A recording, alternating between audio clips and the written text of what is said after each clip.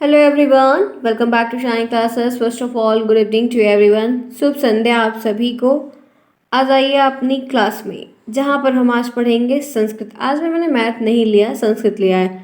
दो target subject है जो आपको दिक्कत करता है हर बारी, हम उन पे ही फोकस करेंगे अच्छे तरीके से। ठीक है, मेरी स्ट्रैटेजी यही रहेगी इस बार की कि आपको जो टफेस्ट सेक्शन है वो करेंगे। रिजल्ट का हम इंतज़ार कर रहे हैं, आराम से, कोई दिक्कत नहीं है, हर एक चीज़ हो जाएगी। वैसे भी सिलेबस आपकी बार का बहुत छोटा है, आपको समझ में आएगा, कोई प्रॉब्लम नहीं होने वाली है। जो मुद्दे बहुत फंसते हैं हम उन पे शुरू से ही मेहनत कर रहे हैं। चलिए देखते हैं यहाँ पर। आज हम पढ़ेंगे संस्कृत में समास। मैंने संस्कृत और संधि एक ही क्लास में पढ़ाया था, क्योंकि उससे ज़्यादा उसमें है कुछ नहीं और आएगा नहीं। बहुत बहुत परेशान नहीं होना। जैसे कभी कभी होता है कि संस्कृत में संधि क्या, हिंदी में तो जानते हैं, तो सिर्फ गुण संधि वाला जो सेक्शन है और दीर्घ संधि वाला, उसमें से कुछ ही आपको ऑब्जेक्टिव क्वेश्चंस बन जाएगा या एक दो परिभाषा लिखने को आ सकती है। तो सेम हम आज समास के बारे में पढ़ेंगे। समास क्या है, समास के बारे में जानते हैं तो हैं ही, हिंदी में ऑलरेडी जानते हैं, बस कुछ ही छोटे मोटे डिफरेंस हैं जो संस्कृत का समास है, नहीं तो अदरवाइज सेम टू सेम है। तो बहुत फेस का ये प्रॉब्लम आपको देखनी नहीं होगी, हो जाएगा। मैं आपको बताऊंगी, एक दो बार आप रिवीजन कर लीजिएगा तो बढ़िया कर ले जाएंगे। आप जुड़े हैं इस वक्त शालिनी क्लासेस के साथ। मैं हूँ शालिनी, आप सभी का यहाँ पर स्वागत करती हूँ। इस समय बज रहे हैं रात के 8 और हम एक ही क्लास करते हैं, एक ही क्लास कर रहे हैं, काफ़ी दिनों से कर रहे हैं। मैं 2 क्लास की टाइमिंग आपकी करूँगी, लेकिन मैं चाह रही हूँ कि आपका रिजल्ट आ ही जाए, तब हम इस चीज़ को बढ़ाते हैं या देखते हैं जैसा होगा। क्योंकि फ्रेंड्स, रीज़न क्या है कि मेरा काम जो है थोड़ा सा बढ़ गया है। मैंने काम खुद भी अपने ऊपर लिया हुआ है, कार्य भी मैं कर रही हूँ, आप लोगों को वैसे बताया ही है। तो जिसकी वजह से मुझे वक्त नहीं मिल पाता है, क्योंकि इतना काम पड़ता है कि एक ह्यूमन बॉडी ये थक जाती है फिलहाल। लेकिन एक पे कॉन्टिन्यूअस हूँ कि नहीं, मुझे एक करना ही करना है, इतना दिमाग में सेट करके चल रही हूँ, ताकि एक इंटरेक्शन बना रहे। और जो दिक्कत वाला सब्जेक्ट है वही हम पहले कर रहे हैं। तो मेरी हो सकता है कि कोशिश अच्छी हो, आपको अच्छा सा रिजल्ट मिल पाए, यही एक कामना है मेरी कि कर ले जाऊँ। चलिए फिर शुरुआत करते हैं। एक बात आपको कहनी थी, टेलीग्राम पर जो पोल के क्वेश्चंस होते हैं वो सभी के लिए, उसमें ज़्यादा जो जिसका वोटिंग पावर ज़्यादा होता है वो सही होता है। ठीक है, क्योंकि वहाँ पर बहुत सारे लोग उसको रिप्लाई करते हैं। तो वो आप लोग क्या करिए, मैथ के पीडीएफ्स और ये सारे पीडीएफ्स मैं रेगुलर दे ही रही, जितने मैं पढ़ाती हूँ दे देती हूँ, जो भी है। लेकिन आपको अगर चाहिए कि आप सारी चीज़ों को, रिजल्ट का वेट आप ना करें, क्योंकि मुझे तो सिर्फ गाइड करना है हल्का हल्का, लेकिन पढ़ना तो आपको पूरा पड़ेगा। आप चाहते हैं कि पूरा आप पढ़ ले जाएं, कर ले जाएं, एग्ज़ाम के वेट में मत रहें, आपका कोर्स कंप्लीट होना चाहिए। तो टेलीग्राम पर राज सर हैं, उनसे प्रॉपर तरीके से बात करके आप अपनी नोट्स को वहाँ से ले सकते हैं। सभी नोट्स अवेलेबल है, 8 सब्जेक्ट की मैंने बना कर रखी, सिंगल भी ले सकते हैं। जाइए, कांटेक्ट करिए, नोट्स को लीजिए। इस बार की नोट्स काफ़ी बेटर है, रिस्पॉन्स बच्चों का मिला है कि सेकंड से ज़्यादा बेस्ट ये वाली है, क्योंकि सेकंड में काफ़ी बड़ा था आंसर्स, तो पढ़ने में, रिवीजन करने में दिक्कत हुई थी। तो मैंने उस चीज़ को फिगर आउट करते हुए आप प्रॉपर तरीके से बनाने का प्रयास किया है कि बेस्ट रहे। तो ये सारी चीज़ें वहाँ पर अवेलेबल हैं। ठीक है, लिंक आपको कमेंट बॉक्स में मिलेगा टेलीग्राम का। चलिए फिर देखते हैं यहाँ पर, आज समास के बारे में जानते हैं। ये है समास के बारे में यहाँ पर। आइए परिभाषा पढ़ते हैं, फिर उदाहरण देखते हैं। सबसे सिंपल परिभाषा यहाँ पर समास की आज मैंने ली हुई, ध्यान से देखिएगा। समास का मतलब क्या होता है पहले वो जान लेते हैं। तो समास का मतलब होता है संक्षेप या संक्षिप्त या छोटा। संक्षेप करना, संचित करना, छोटा रखना, अनेक पदों का एक पद हो जाना। बहुत सारे, ढेर सारे पद दिए हैं और वो सभी मिलाकर मिलकर एक पद जब बन जाते हैं तो वो समास कहलाता है। मतलब जब अनेक पद मिलकर एक ही पद हो जाते हैं तो उसे समास कहलाता है। जब ढेर सारे, कई सारे पद दिए गए हों और अंतोगत लास्ट में वो मिलकर कई सारे पद बन जाते हैं तो वो हमारा समास के अंतर्गत आता है, जिसको हम समास कहते हैं। ये नया नहीं है हमारे लिए, क्योंकि हमने इसको हिंदी ग्रामर में जो समास पढ़ा तब भी पढ़ा हुआ था।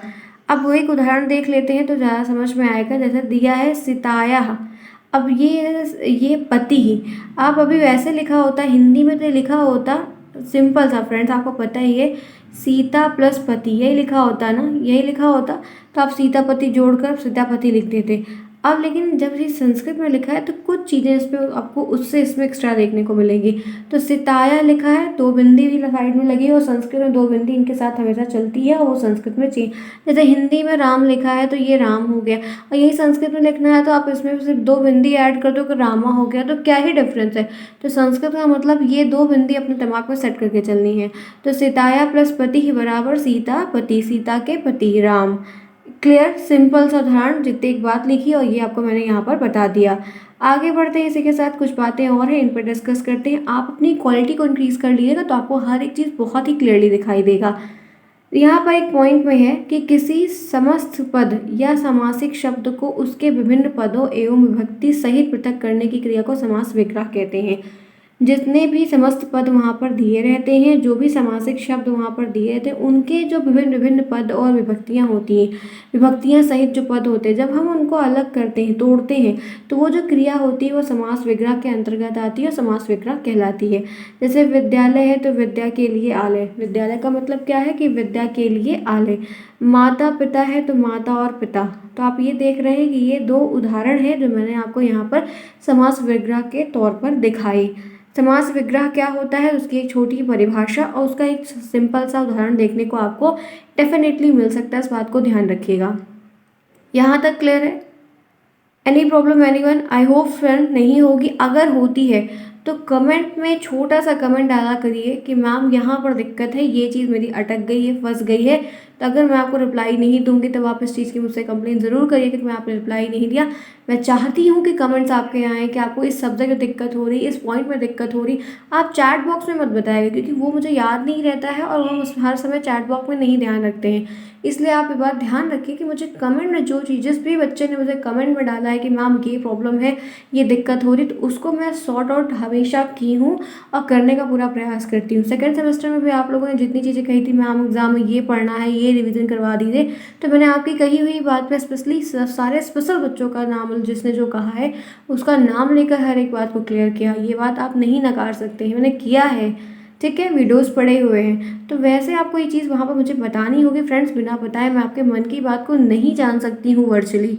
ठीक है, चले आगे आगे बढ़े। आइए नेक्स्ट देखते हैं। तो अब संस्कृत में परिभाषा समास की देख लेते हैं, क्योंकि हिंदी की अभी तक जो बताई वो हिंदी की थी। अगर नहीं आता, सपोज करिए कि उस दिन आपको परिभाषा वगैरह नहीं आ रही है, संस्कृत में लिखने को आ रहा है, तो आप मत घबराना, मत परेशान हो, वो हिंदी वाली ही लिख कर चले आना, तब भी नंबर मिल जाएगा। ठीक, लेकिन वो ज़्यादा अच्छी बात नहीं, क्योंकि अगर 2 नंबर का प्रश्न रहेगा तो आपको 1 ही मिलेगा, और प्रॉपर अगर सही से लिख के आएंगे तो 2 में से 2 नंबर पाएंगे। क्लियर? अब संस्कृत में क्या परिभाषा है देखिए। संस्कृत की परिभाषा की अगर हम बात करते हैं तो लिखा है एकापदी भावा समासा, यही इतनी, बस यही इतनी परिभाषा ही संस्कृत की है। हिंदी में वही होता है। इसका अर्थ यहाँ पर क्या है कि समास में कई पद मिलकर एक पद जब बन जाते हैं तो उसको हम समास कहते हैं। और संस्कृत में सिर्फ 2 शब्दों में इनकी परिभाषा को लिखा गया है, एकापदी भावा समासा, एकापदी भावा समासा। तो इसको याद करने का प्रयत्न ज़रूर करिए, चीज़ें आपको क्लियरली आ जाएंगी। एकापदी भावा समासा, समास में कई पद मिलकर एक पद बन जाते हैं, उसको हम संस्कृत में समास कहते हैं। आगे चलते हैं, इसी के साथ पढ़ते हैं समास के भेद। ये एक अच्छा टॉपिक है और इससे आज के इस टॉपिक को पढ़ने के बाद आपके बहुत ही माइंड थॉट में क्लैरिटी आएगी। मैं आपको एक बात बताने चल रही हूँ जो कि आप नहीं जानते होंगे, आई होप सो। जानते हैं तो बहुत अच्छा रिवीजन हो जाएगा। बात क्या है वो जानते हैं। समास के भेद कितने होते हैं, तो संस्कृत की अगर हम बात करते हैं कि संस्कृत और समास के कितने भेद होते हैं, जैसे संस्कृत में नपुंसक लिंग भी होता है कि नहीं होता है? संस्कृत में बिल्कुल होता है। हिंदी में लिंग 2 ही प्रकार का बताया जाता है हमेशा, एक पुल्लिंग एक स्त्रीलिंग। नपुंसक लिंग की बात जो है वो संस्कृत में आती है। जैसे विग्रह की जो बात है, विग्रह आप जान रहे हैं ना, वो विग्रह हिंदी में कम देखने को मिलता है, संस्कृत में ही विग्रह आता है। तो कुछ चीज़ें ऐसी अपवाद होती हैं जो हिंदी व्याकरण में नहीं आती हैं या संस्कृत व्याकरण में आती हैं, नहीं आती हैं, दोनों कंडीशन वहाँ पर अप्लाई हो सकती है। अब अगर हम पूछता है कोई, बताइए कि संस्कृत में समास के कितने भेद होते हैं, तो हमेशा आपको बोलना है कि 4 होते हैं। और हिंदी में जब कोई आपसे पूछता है कि समास के कितने भेद होते हैं, तो हमेशा बताते हैं कि समास के 6 भेद होते हैं। यही बताते हैं, समास के हमेशा हम 6 भेद हिंदी में बताते हैं, लेकिन संस्कृत में 4 होते हैं। अब ये दोनों में कैसा 2 कम कैसे हो गया, वो मैं आपको यहाँ पर क्लियर बताऊँगी आज। देखिए, अगर हम बात करते हैं कि हिंदी व्याकरण में समास और संस्कृत में समास दोनों अलग अलग भेद होता है, इसलिए आपने कई जगह देखा होगा कि और पढ़ा भी होगा, क्योंकि अलग अलग बुक्स में हमें देखने को मिलता है, जिससे हमें कन्फ्यूजन भी होती है। तो मैं आज क्लियर कर देती हूँ कि समास के मुख्यतः 6 भेद होते हैं, ठीक है, जो कि सही नहीं है। ये मुख्यतः कहा जाता है लेकिन सही नहीं है। क्यों? लेकिन एक बात इसमें दिक्कत ये होती है कि एक तरफ लिखा रहता है कि ये सही नहीं है और एक तरफ लिखता रहता है कि बिल्कुल गलत भी नहीं है, मतलब ना हाँ है ना है, थोड़ा मध्य में है। आपको असमंजस का सामना करते हुए मैं आपको बता देता हूँ, समझ लो, आप देख लो कि समझो बात को क्या है कि संस्कृत में पहले तो 4 जो भेद हैं वो ये अव्ययीभाव, तत्पुरुष, द्वंद्व और बहुब्रीहि। ठीक है, समझ में आई बात? अगर अगर हम 4 कौन कौन से हैं, अगर मैं उसकी बात अभी यहाँ पे आपसे शेयर कर रही बता रही हूँ, तो वो 4 अव्ययीभाव, तत्पुरुष, द्वंद्व और बहुब्रीहि, यही 4 ही वो मेन है जो संस्कृत में है। अभी इसमें 2 कम है, वो कर्मधारय और द्विगु समास है। अब वो आखिर क्यों नहीं आया, तो देखिए कुछ कुछ थॉट ऑफ क्लैरिटी है लिखी गई है जो हमें पढ़ने में मिलती है, क्योंकि इसमें एक बात है। अब आइए जानते हैं कि आखिर वो बात क्या है। अगर आप कहेंगे कि कर्मधारय और द्विगु समास नहीं होते, तो इसका उत्तर मैं कहूँगी कि हाँ, कर्मधारय द्विगु समास तो भी हैं, लेकिन तत्पुरुष समास के अंतर समास तो है, लेकिन ये तत्पुरुष समास जो है उसके अंतर्गत आता है।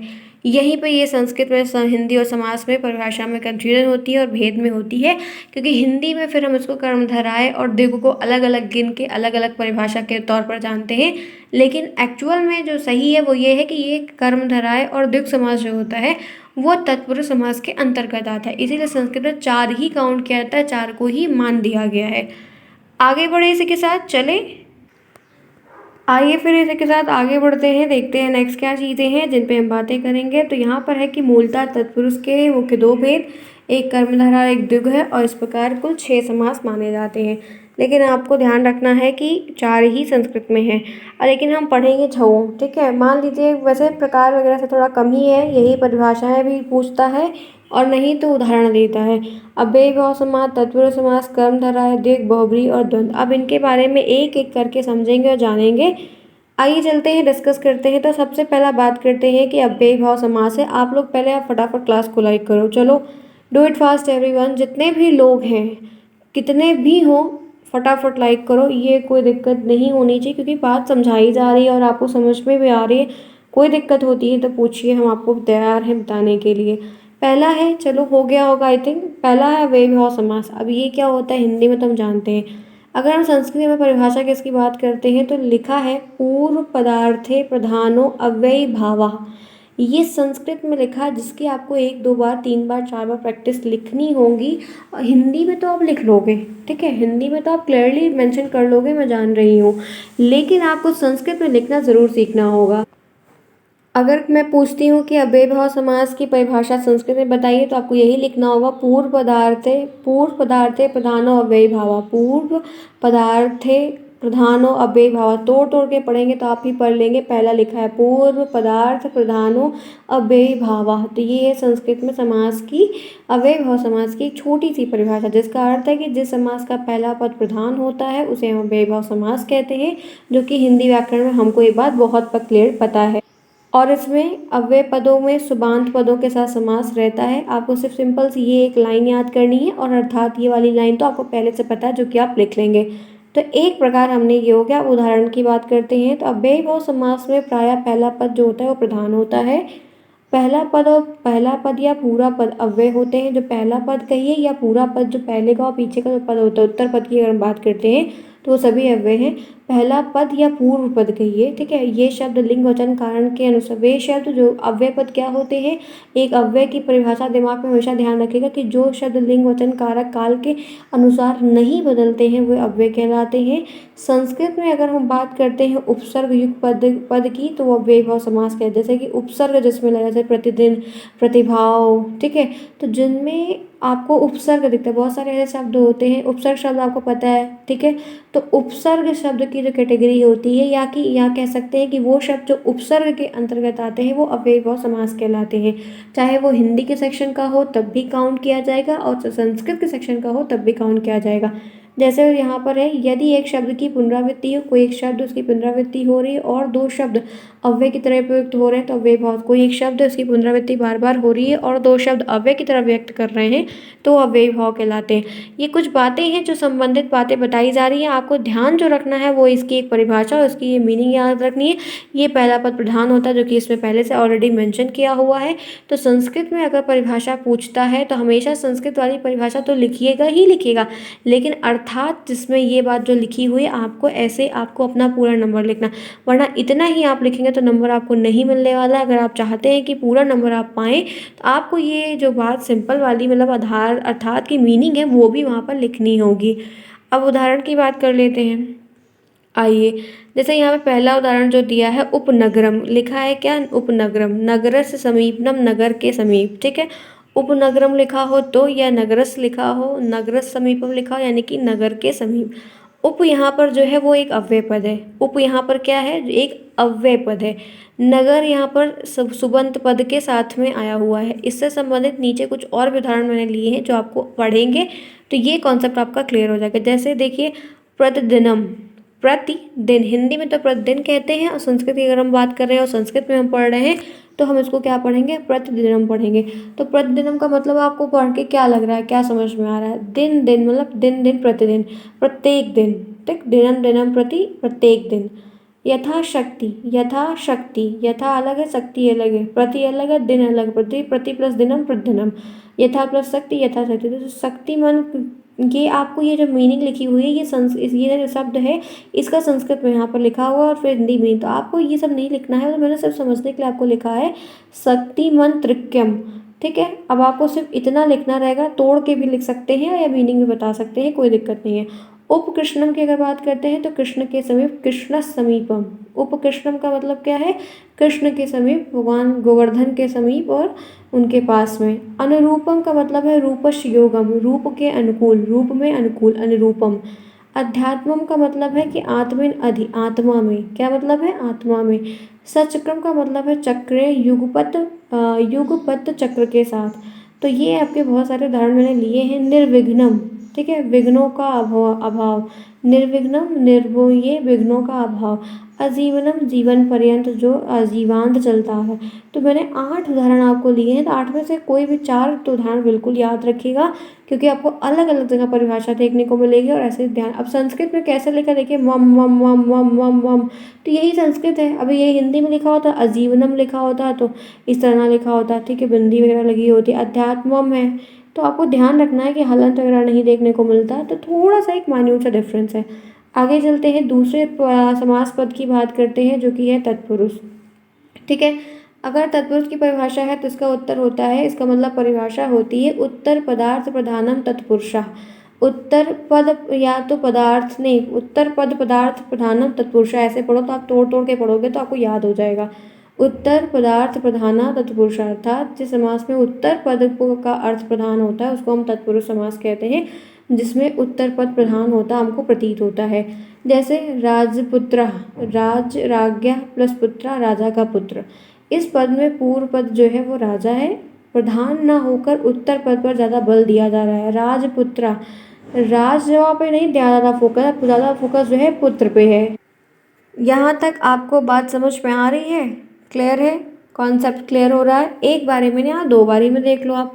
अब देखो यहाँ पर क्या दिया गया है, फिर यहाँ पर है कि तत्पुरुष समास में दूसरा पद प्रधान होता है। जैसे अव्ययी भाव समास में तत्पुरुष समास में एक छोटा सा डिफरेंस है, वो ये है कि अव्ययी भाव समास में प्रथम पद प्रधान होता है, पूर्व पद प्रधाना, और इसमें तत्पुरुष समास में उत्तर पद प्रधाना, तो वो तत्पुरुष समास कहलाता है। आगे चलते हैं इसी के साथ। इसका विग्रह करने पर कर्ता व संबोधन के अतिरिक्त किसी भी कारक की विभक्ति में अगर हम इसका विग्रह करते हैं, तत्पुरुष समास के जो हमको उदाहरण दिए रहते हैं या जो इनसे संबंधित उदाहरण बनते हैं, जब हम उनका विग्रह करते हैं तो यहाँ पर विभक्ति चिन्ह कारक का प्रयोग किया जाता है, ने, हो, से, कर, को।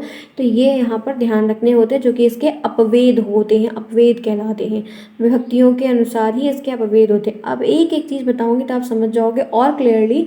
अब देखो तत्पुरुष समास भी अन्य के 6 भेद हैं। कितने, 6 तत्पुरुष से कितने, तो प्रथमा आप जान ही रहे हैं, द्वितीय तत्पुरुष, तृतीया, चतुर्थी, पंचमी, षष्ठी, सप्तमी, ठीक है।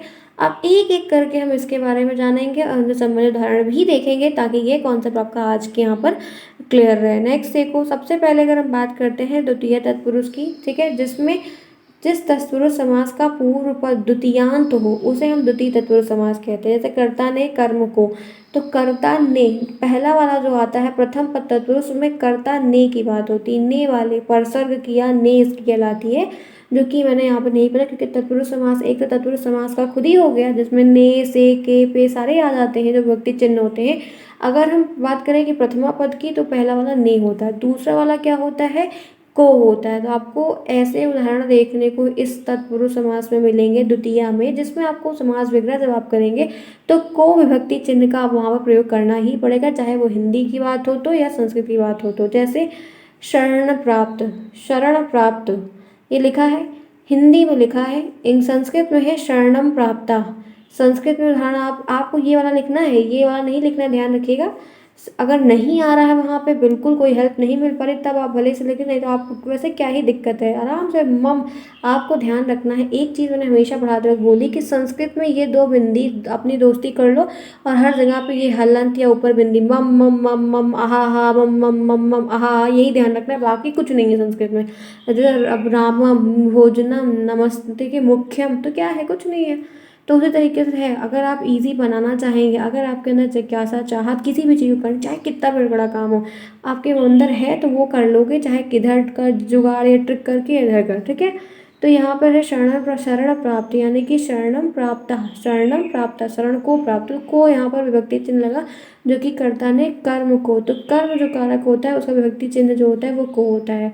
तो ये द्वितीय इसीलिए कहलाता है। दूसरा देख लीजिए, वेद विद्वान, वेद विद्वान में वेदम विद्वान, वेद को जानने वाला, तो इसमें भी को आया, यानी कि दूसरा कर्म को।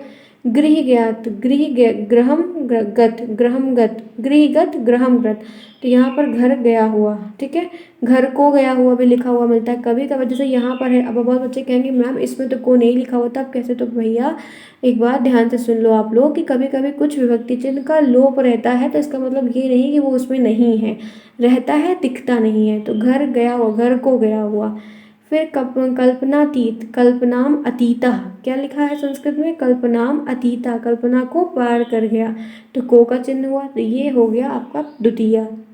नेक्स्ट देखिए, बात कर लेते हैं हम तृतीय तत्पुरुष की। अब ये क्या होता है, जिस तत्पुरुष समास में पूर्व प्रत्यय जो है वो तृतीयांत को प्रदर्शित करे, वो ये परिभाषाएं नहीं आएंगी, ये तो सिर्फ मैं समझने के लिए बता रही, आपको जो आएगा वो ये है, यही आपके लिए इम्पोर्टेंट है। तो ये अर्थ तोड़ना जानना यही इम्पोर्टेंट है, इसे आपके लिए चाहे बहुविकल्पी भी बन सकता है या लघुत्तरी भी बन सकता है, लिखने को आपको दे सकता है। तो पहला पॉइंट जो यहाँ पर है ज्ञानहीन, ज्ञानेनहीन, यानी कि ज्ञान से हीन, कर्ता ने कर्म को कर्ण से, तो करण कारक का विभक्ति चिन्ह जो होता है वो से होता है, तो यहाँ पर भी है ज्ञान से हीन, ठीक है, बिल्कुल भी उसके ज्ञान नहीं, अभाव है।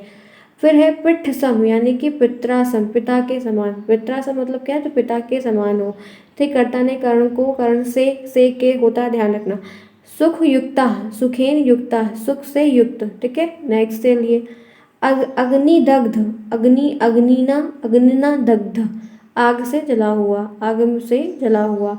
बात कर लेते हैं चतुर्थी तत्पुरुष की। अब ये क्या होता है, ऐसा तत्पुरुष समास जैसे पूर्व पद चतुर्थी विभक्ति हो उसे हम चतुर्थ तत्पुरुष समास कहते हैं। जैसे कि देश हितम, देश हितम, देश के लिए भलाई, ठीक। कर्ता ने कर्म को कर्ण से, संप्रदान को के लिए, संप्रदान का चिन्ह क्या होता है, को के लिए, तो यहाँ पर देश हितम, देशाय हितम, संस्कृत में ये लिखा है, और देश की भलाई के लिए, तो के लिए चिन्ह यहाँ पर प्रयोग हो, जिससे हम जानेंगे कि चतुर्थी तत्पुरुष का उदाहरण यहाँ पर दिया गया है। कुंडलियम, कुंडल हरणम, कुंडलाय हरणम, कुंडल के लिए सोना, ठीक है, कुंडल जो कंगन पहनते हैं शायद उसी को कहते हैं ना, नॉट कन्फर्म तो नहीं, लेकिन शायद कुंडल कमंडल उसी को कहते हैं, कमंडल वो दूसरा होता है, कुंडल दूसरा होता है। पितृ सुखम, पित्रा सुखम, पितृ के लिए, पिता के लिए सुख। भूत बलि, यानी कि भूताय बलि, भूत जीवों के लिए बलि। आगे चलिए, अब बात करते हैं पंचमी में। क्या यहाँ तक कोई प्रॉब्लम हो रही है, 23 से 24 मिनट की क्लास हो रही है, आप 8 बजे मैंने आपके लिए क्लास शेड्यूल की हुई थी, तो मुझे उम्मीद है कि आपकी क्लासेस आधे घंटे की मैं ओवरऑल ले रही हूँ, तो कोई प्रॉब्लम किसी को नहीं होगी। सब बस सुनना है, समझना है, एक दो बार आना, फिर से देख लेना है, उदाहरण को ध्यान में रखना है, उदाहरण पर फोकस करना, बाकी चीज़ें हो जाएंगी, ठीक है। अगर कोई दिक्कत हो जाए तो कमेंट बॉक्स में पूछ लो। क्लास पसंद आई तो फटाफट लाइक कर लो। चलो, पंचमी तत्पुरुष की बात करते हैं। यदि तत्पुरुष समास के पूर्व पद में पंचमी विभक्ति का प्रयोग आपको दिखता है तो पंचमी है। जैसे सर्प भीता, तो सर्पात भीता यानी कि सांपों से डरा हुआ, पहला हो गया। दूसरा है चार भवम, चौर भवम, चौर भयम, तो यानी कि चौरात भयम, चोर से भय। गृह निर्गता यानी कि गृहात निर्गता, घर से निकला हुआ। स्वर्ग पतिता, स्वर्गात पतिता, स्वर्ग से गिरा हुआ। पतित का मतलब क्या होता है? गिरना या अलग होना। आगे चलिए षष्ठी की बात करते हैं, जिसमें आपको षष्ठी विभक्ति का प्रयोग दिखे वो षष्ठी विभक्ति तत्पुरुष कहलाता है। जैसे यहाँ पर क्या दिया, अशोक वृक्षा, ताको अशोकस्य वृक्षा, अशोक का वृक्ष। ठीक, उसके बाद मूषिक राजा, मूषिकानाम राजा, चूहों का राजा।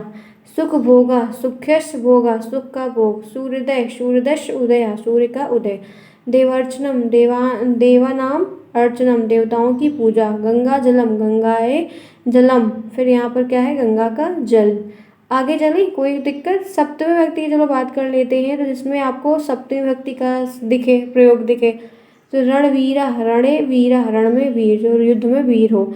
शोक मग्ना, शोक के मगन, शोक में मगन। धर्म निपुणा, धर्म में निपुण। व्यवहार कुशला, व्यवहारे कुशल, व्यवहार में जो कुशल हो। क्लियर? चलिए, तो फ्रेंड्स आज 25 मिनट की क्लास करेंगे जिसमें ये सारी बातें हम आपको बताए हुए हैं। बाकी की शेष जो समास के और भी जो प्रकार हैं उनके बारे में हम कल आपको बता देंगे। तो आपका धीरे धीरे करके ये चीज़ होता रहेगा। आप आइए, टाइम पर देखिए, क्लास को पढ़िए, आपकी हर एक चीज़ करवा दी जाएगी। आपको बहुत दिक्कत देखने को महसूस नहीं होगी। बस रिजल्ट का इंतजार है जो कि आपका बहुत जल्दी देखने को मिलने वाला है। तैयार रहिए अपने रिजल्ट के लिए। बस रिजल्ट आ जाए तो आपकी एक चीज़ और क्लियर हो जाएगी। फिर हम ज़्यादा पढ़ने में मन भी लगेगा, मोटिवेशन रहेगा कि हाँ हर चीज़ को करें। मिलते हैं फिर आपको सेम टाइम पर कल, जहाँ पर कई सारी क्लासेस होगी, आपको बताया जाएगा। तब तक के लिए take care, bye bye, see you soon, best of luck.